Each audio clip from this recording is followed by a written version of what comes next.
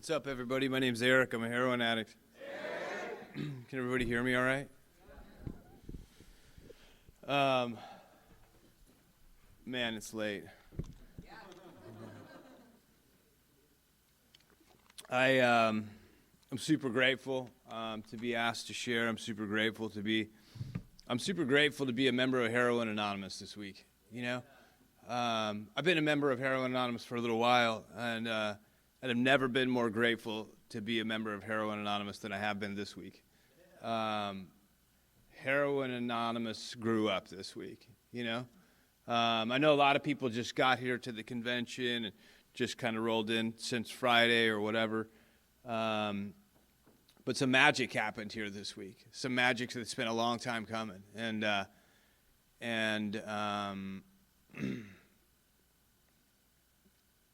for a long time, there have been some really difficult issues on the table, right? That there was just no platform to get a group conscience of a worldwide fellowship. And that happened this week, right? There was the first ever conference was this week. And it was amazing.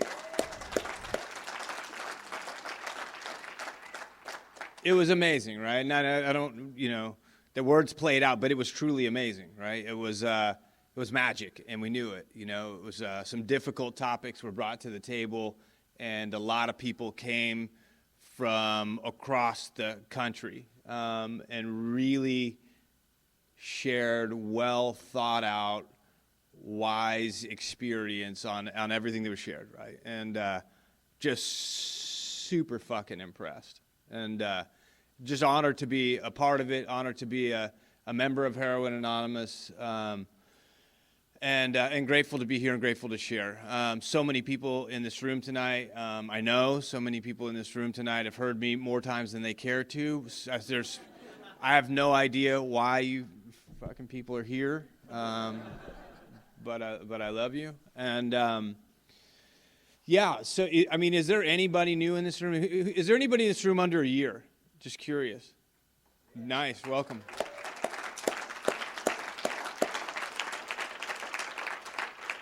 Welcome to the sacred insane asylum of Heroin Anonymous. When I got here, Heroin Anonymous wasn't what it is today, right? And that, I don't ever want to turn into that guy that was like, I was heroin, like whatever. Because I wasn't the guy that made Heroin Anonymous, right? There's so many people that are like, I was the first fucking person, you know, and it's just like, I wasn't, you know. I started to come around HA when it was a year and some change, and meetings were small, and it wasn't my home group, and I didn't hold a position at area, and whatever, right? But I've been a member of Heroin Anonymous for a really, really long time, and it's been cool to watch it grow up. I've had literally a ringside seat to miracles, right? Like, I was coming around HA since before we had a fucking epidemic, right? And HA was like this janky, weird little fella, you know, it was like your third cousin, the little weird one, you know what I mean? Like, picked his nose and wiped it in the windows and ate the flies off the windowsill, like that kid, right? And of the fellowships, right? And I've just watched it, like, come to maturity, you know? And HA is fucking incredible, you know, today, and has been for some time. It was cool to watch at the countdown tonight, so much sobriety, you know. There was a time when people said, and, you know, you couldn't really fucking dispute it, that, like, people just weren't getting sober in HA, you know. And that's not the case. People are getting sober in Heroin Anonymous, you know. People are getting sober in Heroin Anonymous today, and it's beautiful to watch, you know. So, man, I don't know. I appreciated Tabitha's share earlier, talking about, you know, the perfect American childhood. I had one of those. I had a perfectly average American childhood, a really actually average. And what I mean by that is my father left my mom before I was born, and it's a joke. You can laugh if you want. It's late.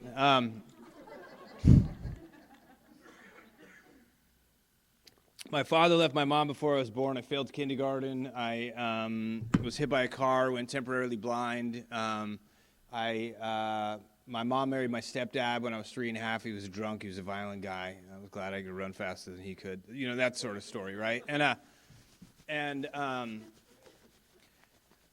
know, but that was always the outside stuff, right? And there was this thing in the middle of me I could just never shake, right? And I could never pin it on anything that was on the outside. I couldn't pin it on the father I never met. I couldn't pin it on the stepdad that, you know, was drunk and violent. I couldn't pin it on my mom's codependency. I couldn't pin it on, you know, the school system and failing kindergarten, right? Like, because I believed that I was born with it. It predated all the bullshit, you know? And it was this feeling, this goes back as far as I can remember, man, that was just this, like, rotting feeling that, you know, they're going to fucking hang me if I stay here and they're going to shoot me if I run. You know, like that feeling. And I could just never escape it, man, you know? And it haunted me my entire life.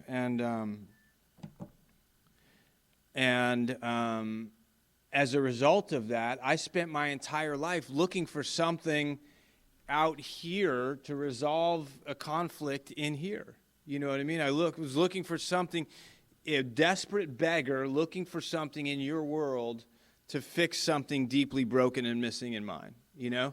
And it just, this like empty-handed beggar going through life, like trying to get something from anybody, you know, whether it was your time or your attention or validation or your money or your sex or your love or your friendship or your whatever, right? Just give me.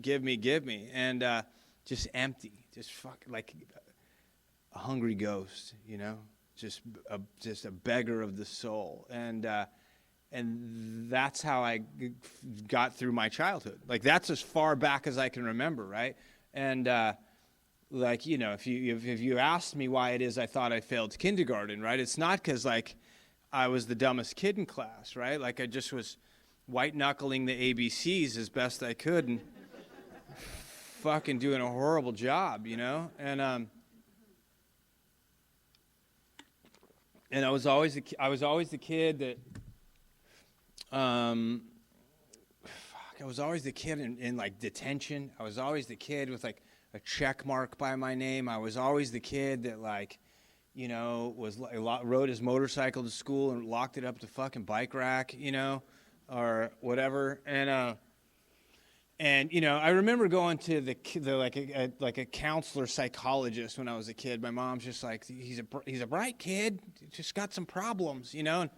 And I remember that, you know, counselor like taking me through some tests and whatever, and the psychologist sitting across from me, and you know, it's like I was a fucking felon criminal from day one. He's like trying to get stuff out of me, you know what I mean? And I'm just like, I'm not snitching on anybody, including myself. And but I just remember him, like, there were some tests, and he was like, you know, I remember I was in this waiting room, and he's having a conversation with my mom in his office, and he's a bright guy. We just can't figure it out. And bring him back. We'll do some more tests. And it's just like, I mean, if they could have just said he's a fucking alcoholic, you know, it would have solved so many things. And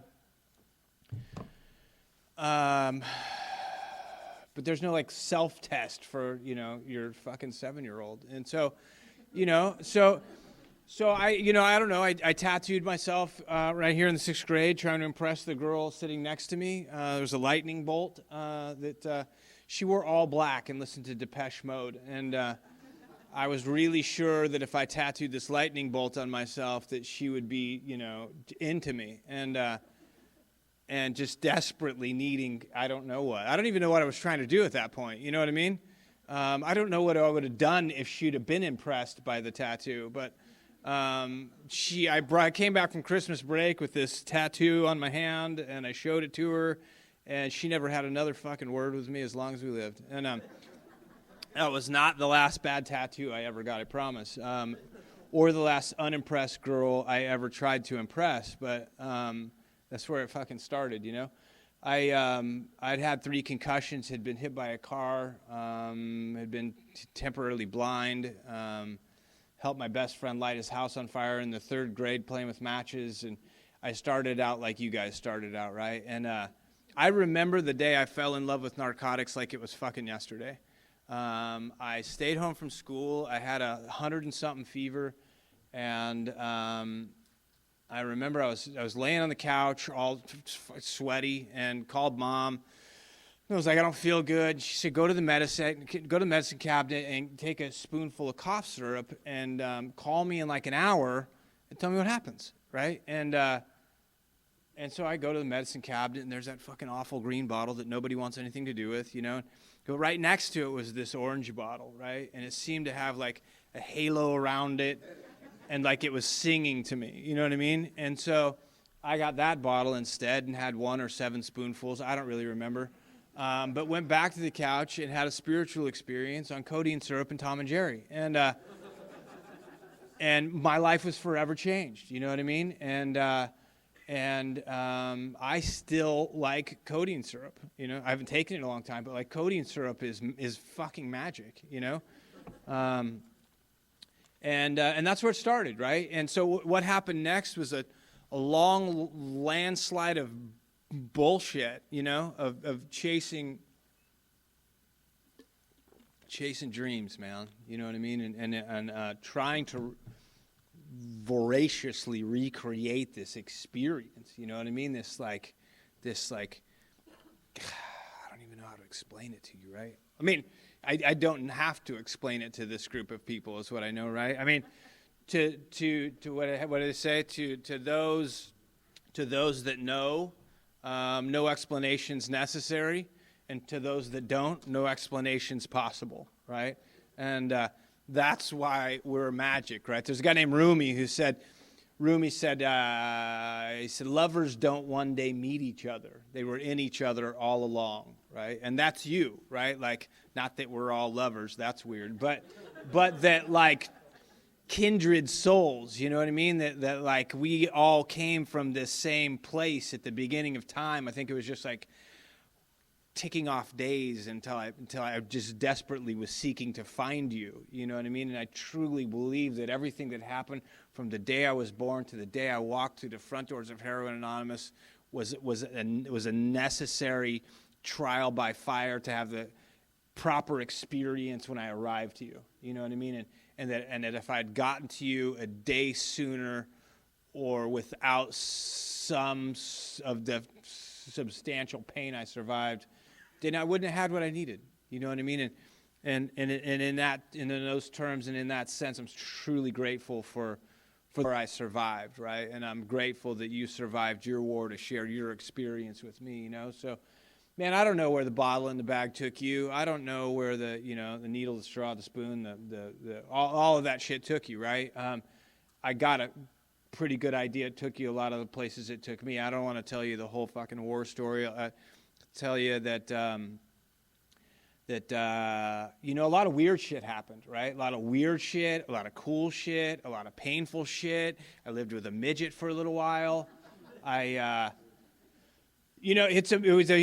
was working in the music industry, and he was like my good buddy who was a bass player in a band's, I think it was his nephew, and we all had a spot together, and I would come home from the bar, and he would just be passed out on the floor, like clutching this fucking bag of weed like it owed him something, you know what I mean? And I just, you know how there's just like peripheral weird things that happen in your life that it all adds up to like, what the fuck's happening to me?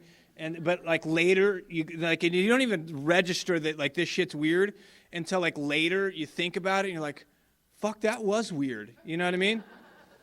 Like, why did he sleep on the floor every night, right? And it dawned on me just like a year ago, like a decade sober, I realized like if I was only 2.5 feet tall and got wasted, like getting into bed would be like trying to climb onto your roof, you know? I'd sleep on the floor too.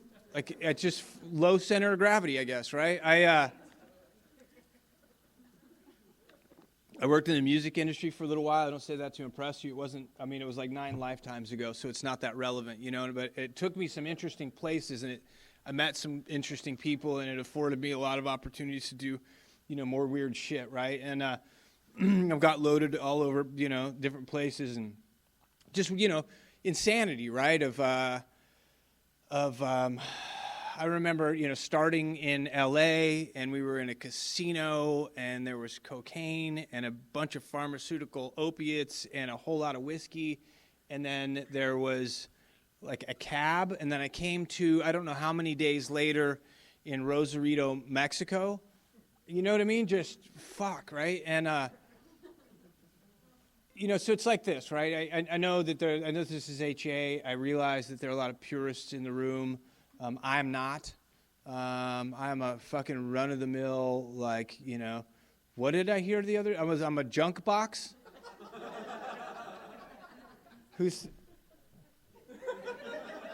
I'm a fucking junk box, man. You know what I mean? I really love heroin.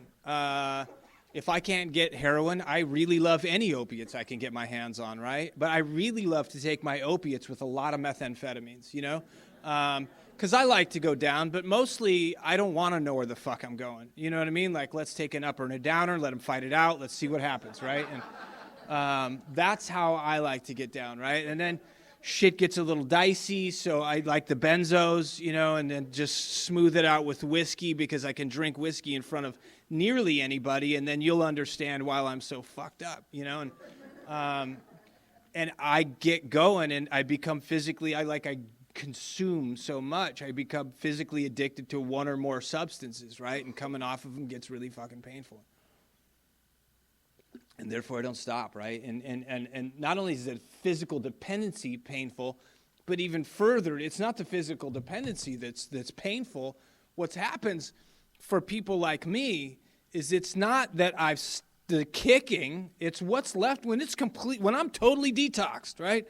That's the most excruciating fucking thing I can think of, And so it's not about, can you kick? You know what I mean? It's about I don't know, can I fucking stave off the world? How do you keep the wolves at the door, right? And behind that, I just stay loaded, you know what I mean? And by the time I was 16, I got a car. Shortly afterwards, I got a ticket for I don't know what. It was an old vintage Volkswagen. It was black, and I tinted the windows and engraved these Budweiser emblems in the rear quarter panels, and hammered it to the ground. You couldn't even fit a pack of cigarettes into that thing. And stole this hot rod motor out of this other VW on acid one night, and it was, I think, the easiest motors in the world to steal. 4 bolts, a throttle cable, and a fuel line. You could just pop the thing up, put it right on your skateboard, and just fucking eyes this big. You know what I mean? And I remember I got pulled over, and I couldn't figure out why I would get pulled over driving this thing every time. You know what I mean? And I started to get tickets a lot, and I don't fucking have a job because I'm too high, and I don't pay fines because I'm too high, and so I don't show up to court because I'm high, and then I get warrants, and and then I'm like, fuck that, and then they catch me, and then they put me in front of the judge, and it's like, Mr. Owen, you're a fucking idiot, and I'm, yes sir, and we're gonna release you. Will you show back up to court on, yes, whatever you want, and then I don't, and that's just that's the way it goes, right? And so I get my license is suspended before I turned 17 years old, right? And it stayed that way until I got sober, which was 34 years old, straight through 17 years. You know what I mean? When I got sober, my suspended driver's license was old enough to drive, which isn't as fucking cool as it sounds.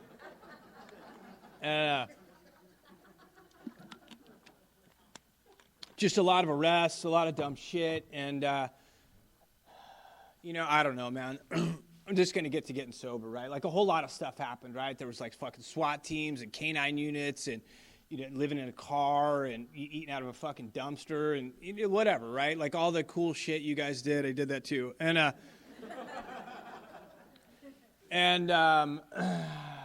what happened was this, man, is I was about 45 pounds less than I weigh now, sort of like a grayish, greenish, yellowish, bluish color. I hadn't been outside in a long time. You could see what was happening under my skin, through my skin, and like I said, I had warrants for my arrest. I was at a warrant for my arrest for a probation violation on possession of heroin, and I was fucking sucked up, and I just lost a custody case for a 3.5-year-old daughter that I absolutely loved. And the way I lost it wasn't I lost custody. The way I lost it was a DNA test proved that little girl wasn't mine.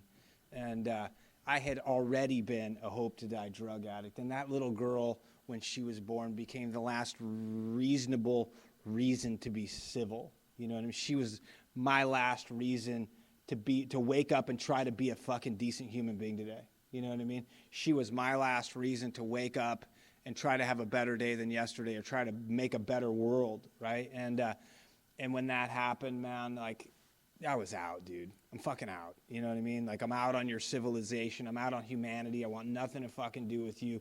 My world shrank really rapidly. I don't go outside during the daytime anymore, because if I hear a little girl cry or a kid say daddy, it breaks me in ways I can't fucking describe to you, right? And it all links back to me not knowing my father and my stepdad being drunk and violent. And it's a whole fucking madness that lives inside of me that I can't reconcile, right? I wasn't born with the necessary tools to, like, adapt to this shit. And I know that some people suffer way worse stuff than this, and they're just like, oh, fuck it, you know, move on, right? And, like, I don't know how to do that, you know? I don't know what, like, turn it over me, like, how does that work? You know what I mean? And I'm just so fucking broken, you know? And I just want to die. You know, and I've just wanted to die for some years. And one of you guys, an average everyday hero, rolled up on me and just said, as simple as just straight out, you don't have to live or die this way if you don't want to. You could get sober.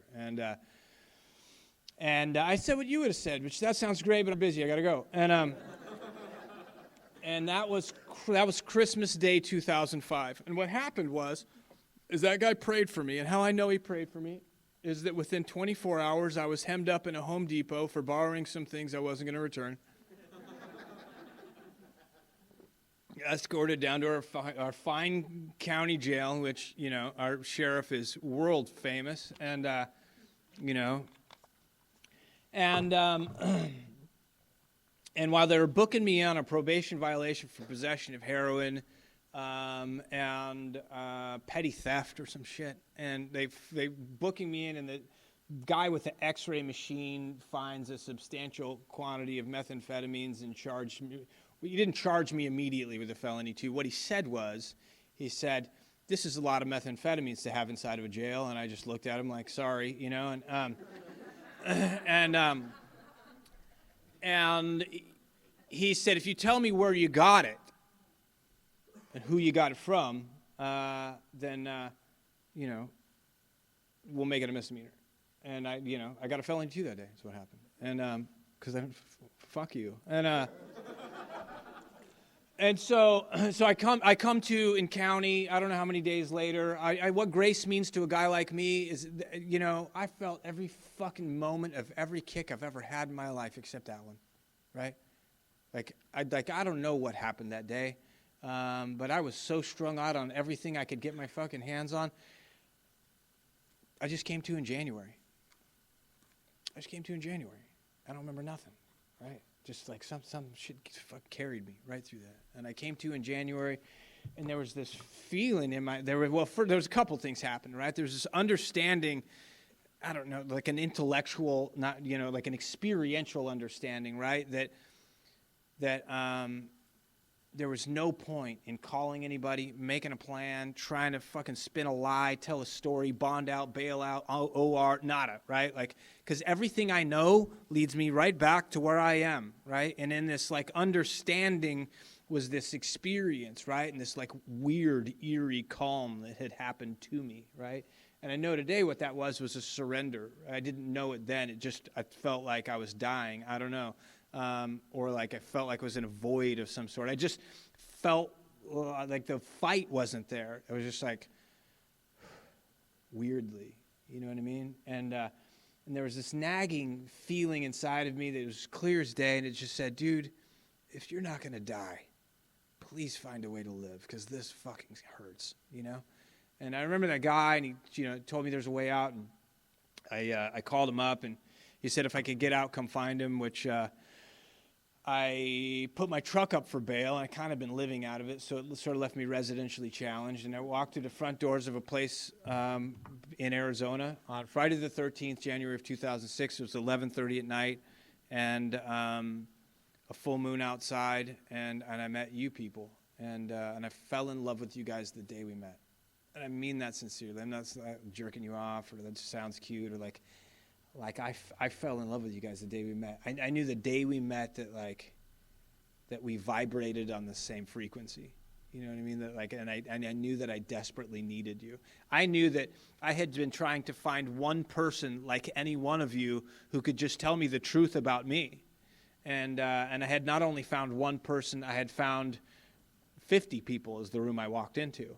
And then you guys took me and there were 50 more people, and then there was 100 more people, and then there was 1,000 people, and now I know there are millions of us, right? And at the time in 2006, man, like we were still anonymous, you know what I mean? Like we were really like Facebook, you know, it wasn't like every fucking sober epiphany, it was, you know, there weren't like every great saying said by everybody made a meme, you know, hashtag sober, like, you know what I mean? Like, there wasn't Facebook. There wasn't. I think we had MySpace, right? And yeah, she had MySpace. You know, and it just I can't explain it. If like when I found you, or you found me, or whatever, like it just fucked me up, right? And this guy who told me there was a way out spoke to me, right?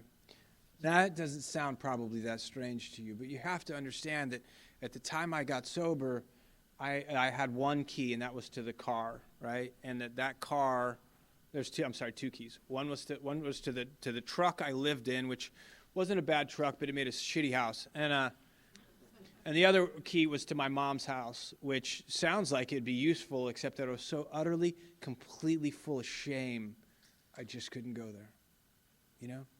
And there were two keys. My name was on no documents. I had no responsibilities. I had no attachments to anyone, anywhere. I'd been living underground on the soft underbelly of darkness for a long, long, long, long time. And when I walked into the rooms, and this man who 12-stepped me started to speak to me, him just speaking to me fucked me up, right? Because like people had been yelling at me, talking through me like a fucking pet or a wild animal or like a piece of furniture, or you know what I mean? Like I wasn't having two-way conversations anymore. Like I was completely fucking schizophrenic. I couldn't differentiate the truth from like what happened yesterday to what I thought might happen tomorrow, from what was happening right now, just all blended together into this like gray matter that was my existence. You know what I mean? And like I lost a lot of things in my life, right? Like I put more shit in pawn shops than a lot of people ever own. The most painful thing I ever lost was my mind. And it was terrifying, you know. And this guy spoke to me, and like spoke right into the middle of my fucking being, and it just fucked me up, you know. Just being, it was like the first time someone had spoken to me and acknowledged me as even being human in years. And I don't know if you relate to any of that. Probably you don't. All of you are looking at me like I'm psychotic. I probably am. I don't know. And this guy, man, I had no explanation for what he was doing. He had gotten sober and retired. I had heard these insane stories about him, you know, like he was my little brother's wife's dad, and he'd retired with a bunch of millions, he'd started a company and been really successful, and he retired. He found crack cocaine when he retired, and that went exactly like you think it did, right? And I would hear these really cool stories about him, right? Like he would, you know, go to like a hotel and like get rent 3 rooms so he could be in one of them, and you'd have less chance of finding him, you know? He had stashed large sums of money in every major bank so he would never reach his ATM limit. You know, like, this dude was my fucking hero, right? And I also didn't understand how it is that you could get sober with that much resource. You know what I mean? Because I'd have been fucking dead, you know? And the fact that he got sober while he wasn't broke, and like he just had all this shit going on, and this guy, you know, who was like successful and had a wife, and for whatever reason, man, would stop and take time out of his life and come talk to me, right? I just fucking didn't understand it, man. I didn't understand it, right? But the very fact that he did that gave me strength, you know? It gave me inertia. It gave me a reason to wake up. And this guy saw something in that I didn't see in myself, you know? And that's how it started, right? So I got here and I was introduced to the steps on the wall, which aren't on these walls, but I was introduced to the steps and I saw them on the wall. And the day I saw those steps, I remember it. I couldn't hardly read. My mind was really scrambled. I shook like this for about the first 6 months I was sober, and twitched every once in a while, and you know, and I was introduced to the steps on the wall, and I remember two things from that. Three things. One, I read the steps from top to bottom. It took me a minute, but I read them, and I thought those all make sense up till number 2, and you know, and then. But at the same time, man, like I read those steps and I knew like at the depth, at the core of my being, that every one of those steps was something I personally needed to do. For reasons I couldn't explain, I knew that every one of those steps was something I personally needed to do, right? I knew that I was fucked and that I could not unfuck myself, and I had been trying for years, right? I knew that I needed to find something else to believe besides the bullshit I believed. I knew that I needed to find a different way to live. I knew that I was full of fucking secrets and garbage that I'd collected my entire life, and that quite possibly most of it might not be real, you know? I knew that I had been carrying around secrets of my own and other people's, that there was a point just before that when if I died, it would have been not with a bang or not some fucking cool bravado. It would just been a fucking sad whimper in the dark. You know what I mean? And that my entire life would have been nothing more than what a fucking waste, you know? And I knew when I saw the steps on the wall that the war I'd lived needed to at least be honored before I left this planet by sharing the whole fucking truth with another human being. Because I would tell you something, and I would tell you something, and I would tell you something, and I would hope none of you motherfuckers ever met, you know? And that'd been it, you know what I mean? Like my whole existence had been like parted out to people, right? And everybody knew a different story or a different part of the story, and nobody really knew the whole truth about me, right? And I knew that the plight I'd struggled through just needed to be honored in that way. I knew that there were big things about me that needed to change or get rid of. I knew that a big part of why I stayed loaded the way that I did was because of the people I'd harmed and the things I'd done. And if there was a way to make that right before I left this planet, that needed to happen. I knew that if I ever was to find any kind of peace, if I was to ever find a way to live, I needed to find a way to sit quietly with myself without distraction, just unattended. You know what I mean? And if I could use any of that to help another human being, it would have been a gift that I couldn't have ever imagined, right? And that's what the steps promised me. Now, that wasn't what tempted me to go through them, right? Like, what happened was the dude that 12-stepped me said simply that this is what we do, right? This is a 12-step fellowship. You're going to belong to 12-step fellowship. You may want to consider the 12 steps, right? Which was like, and so I went through those steps on one real motive, right? And that was that this guy seemed to have his shit together, and I was going to do what he said, and that if my life went to shit, I'd have someone to blame besides me for a change.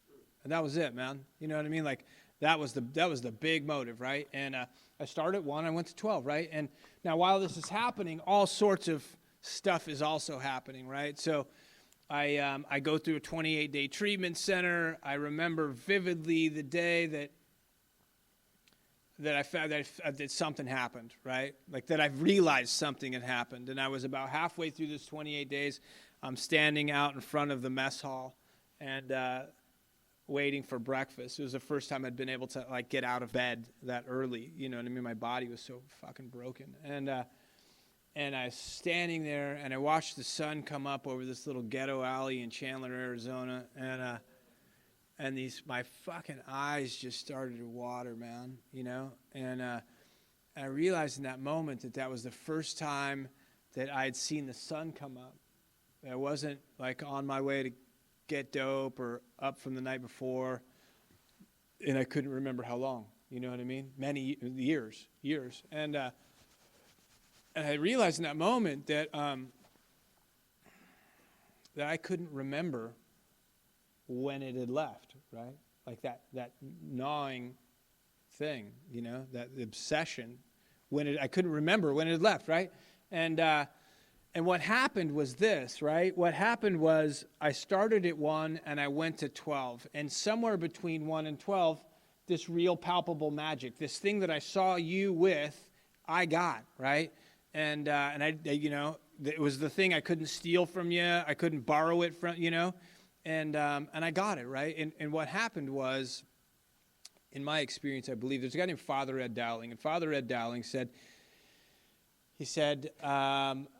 spiritual growth is a process of detachment, not attainment, right? Which is to say it's one of subtraction, not addition. And what happened is that in the process between 1 and 12, it's not what I got, it's what I lost, right? What I lost was resentment and fear and selfishness and dishonesty. I mean, a lot was still there, but a lot of left, right? And a lot of, like, all of the things that had weighed me down as I wrote inventory and shared it and started to make amends and all the things. This weight that was on me, the fear, the pain, the hate, the judgment, the grief, the guilt, regret, sadness, sorrow, anxiety, depression, it just started to lift out of me, right? And in the absence of that, the mental obsession left, right? And it was that simple. And you guys explained what it meant to be me, right? Which I had never heard, right? I didn't understand what it meant to be to have alcoholism, right? Now, I'm just going to say alcoholism because I agree with the Big Book of Alcoholics Anonymous and threefold illness and the solution outlined therefore, right? And whether you treat your alcoholism with, you know, black tar alcohol or whatever you got, I don't give a shit, you know? We're just calling it alcoholism, right? It's what's left, the ism, what's left when it's gone. And I didn't understand what it meant to be me, right? Big Book of Alcoholics Anonymous is really clear, right? It says the main problem of the alcoholic centers in the mind. And what that means to me is that I have this mental illness, right? It's really awkward, and, you know, it's like we don't say that much, right? Because maybe it's an outside issue to say mental illness, but, like, let's just breathe that shit in. Mental illness, you know?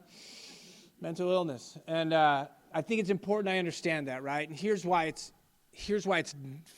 fucking so important we understand that, right? They just released the statistics for 2017 last week for overdoses. Anybody catch that? 72,000 overdoses in America last year. 72,000 overdoses in America last year. 72,000. That's 197 per day, right? 109. So there are 300 chairs in this room, right? So 2/3 of this room every day, like clockwork, right? That's a 737. 737 has roughly 200 seats in it. It's like a 737 going down every fucking day without fail all year long, right? That's like that's several school buses, you know, a day, right? And I don't believe the world understands us. That's the problem, right? That's the problem I think we're up against, right? I don't think that the world understands us, right? The world doesn't understand what it means to be me, right? Case in point, it's like this, right? You want to really like understand how you think people even get it, or doctors, or people who should know what it means to be us. You think they understand, but they don't fucking understand, right? My mom said to me once, she said, Eric, you're not a dumb guy. Can you explain to me how it is that you've been incarcerated 23 times? Because I'd sure love to understand. I said, it was simply as I could explain it to her. I said, well, Mom, it's like this, right? The next time you go swimming, go underwater, hold your breath. When you run out of oxygen, don't come up right away, And when this overwhelming sense of like urgent fear and panic consume you, and every fiber of your being says that if you don't get a gasp of oxygen fast, you might die. No, that's what I'm feeling when I need the dope, And she looked at me like I was insane, and I knew I was, and I understood how it is that someone like my mom doesn't burn her life to the ground periodically or every day, Why my mom never did shit like, hey, babe, I'm going out for a pack of cigarettes, and then I come back 2 weeks from now, She doesn't have that thing, that like nagging, just chews on me, one more, and that's that, right? It's that fucking simple, and the world at large doesn't understand it, right? So we, drug addicts, become a commodity. We become marginalized, right? We have in America created the largest prison population on the planet trying to incarcerate mental illness out of people. That's real. You know what I mean? The largest prison population on the planet trying to incarcerate mental illness out of people, right? And I get my hair standing up on end just thinking about that, right? So like, I hope, like we look back today and go, oh man, fucking lobotomies were weird, right? I hope someday we look back on today and think, man, how fucking horrific it was that we used to try to incarcerate mental illness out of people, But today, we don't get it. You know how many times a friend of mine or someone I know has overdosed, and I go down to the hospital and I visit them, and they're like hooked up to the, it's just like they've got their body cooled down to like 14 degrees or some weird shit, and you know what I mean? And like you look at like the little dry erase care board, it's just like fuck morphine drip, No aftercare plan. They just get, Johnny, well, fucking, bro, it's like, what's happening, nurse? Oh, as soon as he's okay, we're going to bring his temperature back up, and we think he's going to make it. We think he's going to make it.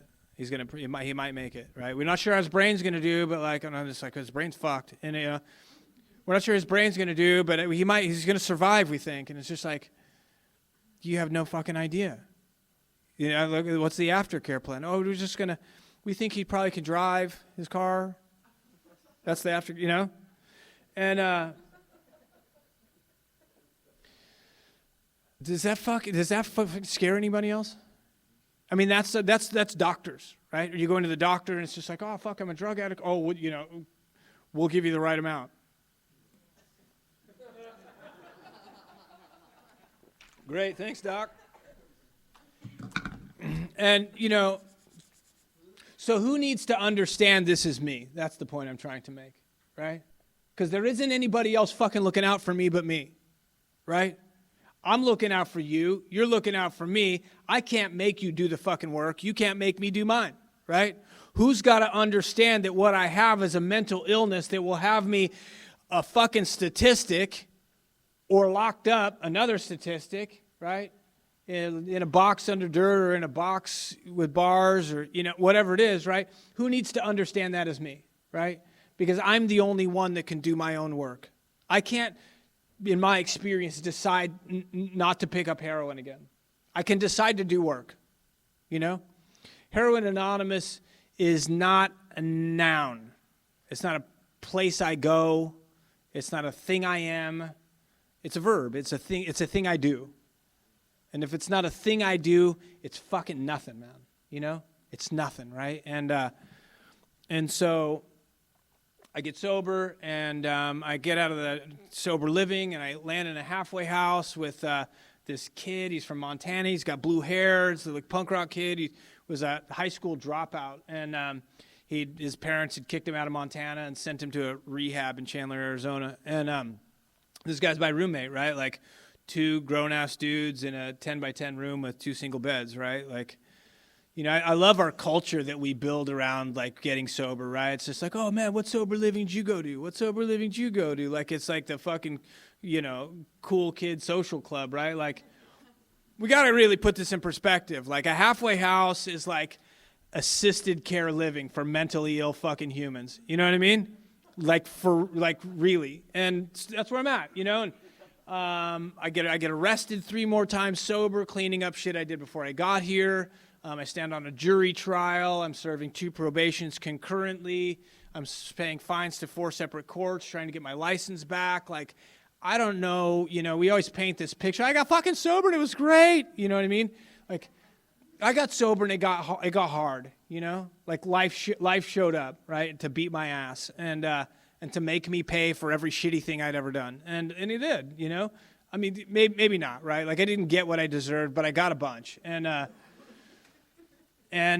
get arrested, and I got sober in the recession, and I couldn't find work, and it was hard to make money, and here's what I know about the struggle, right? And that's sort of like the last thing I'll leave on, right? Is like, don't shortcut your struggle, you know? The struggle, in my experience, is the most important part we got, you know? In my experience, every valuable lesson I've ever learned here showed up at the door, knocking on the door looking like a problem, you know? All my greatest gifts came that way. I was about 3-ish years sober and started to practice meditation and some Buddhism melded into the 12 steps, and just was on a trip, you know? And I got all this book called, it was The Art of Happiness by the Dalai Lama, and I crack into this book, and I'm reading it, and the Dalai Lama was a really interesting guy. And like, he was chosen as a small child to become the Tibetan leader of, like, the Tibetan monks, right? And so in Tibet, which is, you know, in fucking China. And so the Chinese government come through and just start, like, slaughtering his people, burning villages, like disemboweling parents and raping children and just awful shit, right? And so the Tibetan monks try to, like, rise up against the Chinese government, and that went exactly like you think that went, which is very poorly. And so inevitably, in order to, like, save the Dalai Lama, they take the Dalai Lama and they flee Tibet in the middle of the night. They flee there's like 54 maybe, I don't know, 50 something.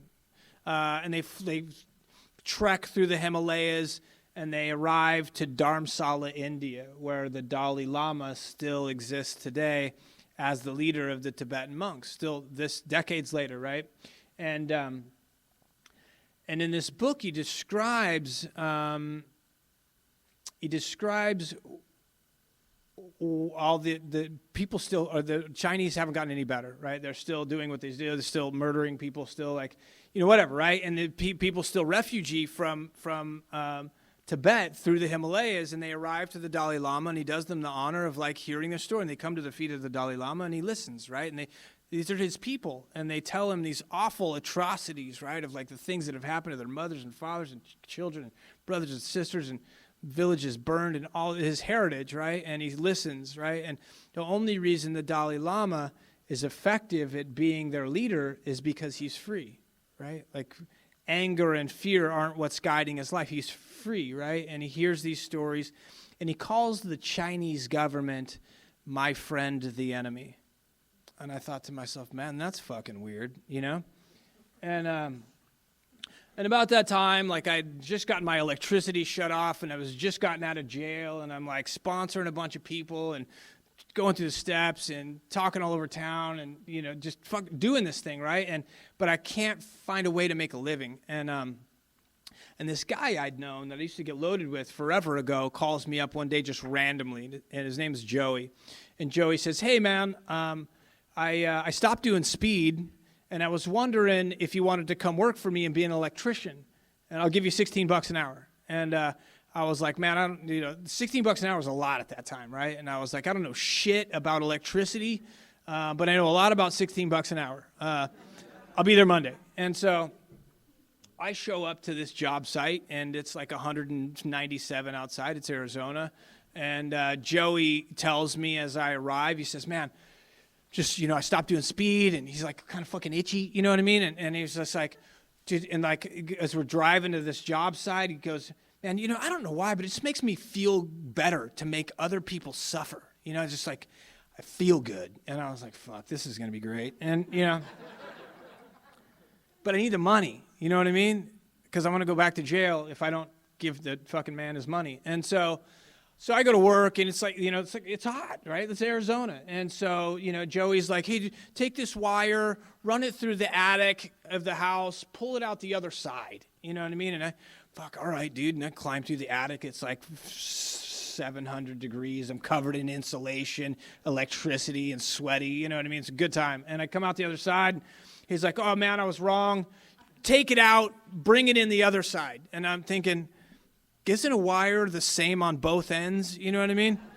He's like, just fucking do it. I was like, fuck, all right, dude. And so I'm going to come back in the other way. And I'm just, I go home that night, and I'm just like, and I call the sponsor, and I'm just like, this fucking guy, and he's just like directs me to the work, right? Like, take it to prayer, take it to meditation, right? Go fucking review that shit. I go, fuck, And, can't I just put Visine in his coffee and call it a day? And it's like, we don't live that way anymore. And so I go home, and I fucking review it, right? And I start to write a nightly inventory, right? Like, religiously. And every single night, I write a nightly inventory. And every morning, I go back to work, like, convinced, because I believe you. I believe you, people. I believe that there's a way to find freedom and have contentment and peace regardless of my circumstance. I believe that everything I need to have and everything that I need in order to find peace and happiness, I already have.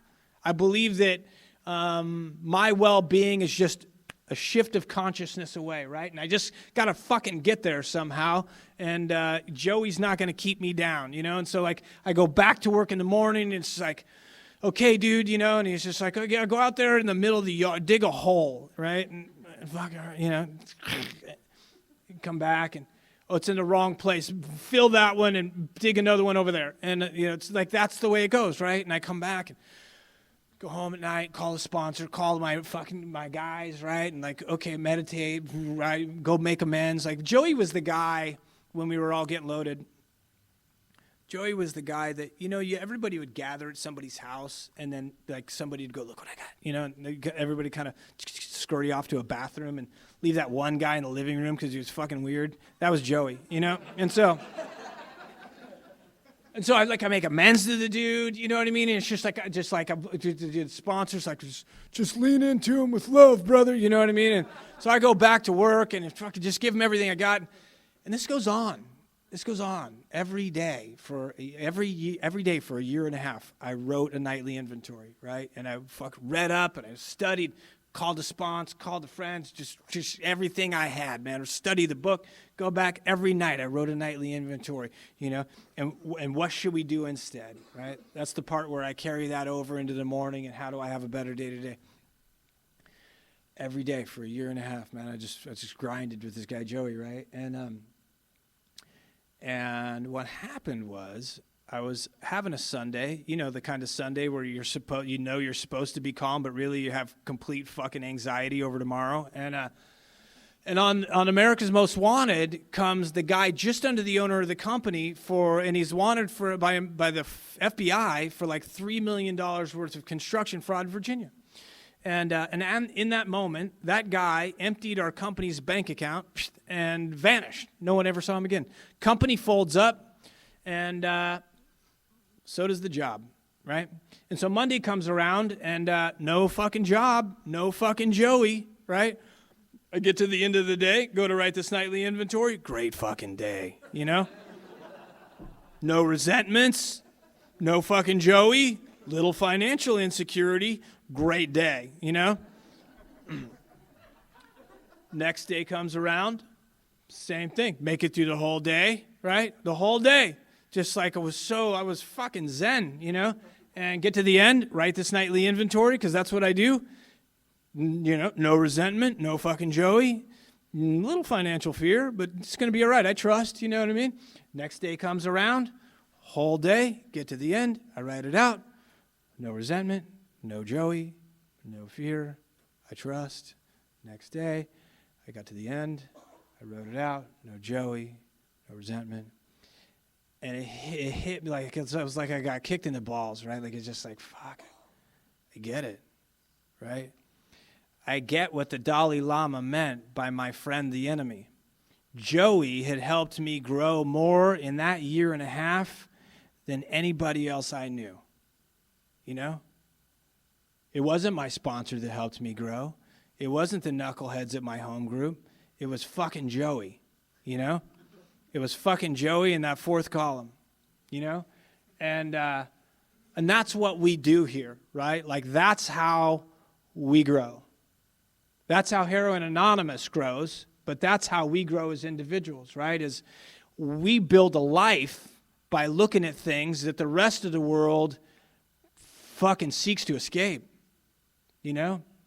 We build a life on looking right into it, Just inviting the ugly in for tea. Come on in, Just fucking the awkward, the uncomfortable, the painful, the just making friends. Just come on in, And that's what we do here, right?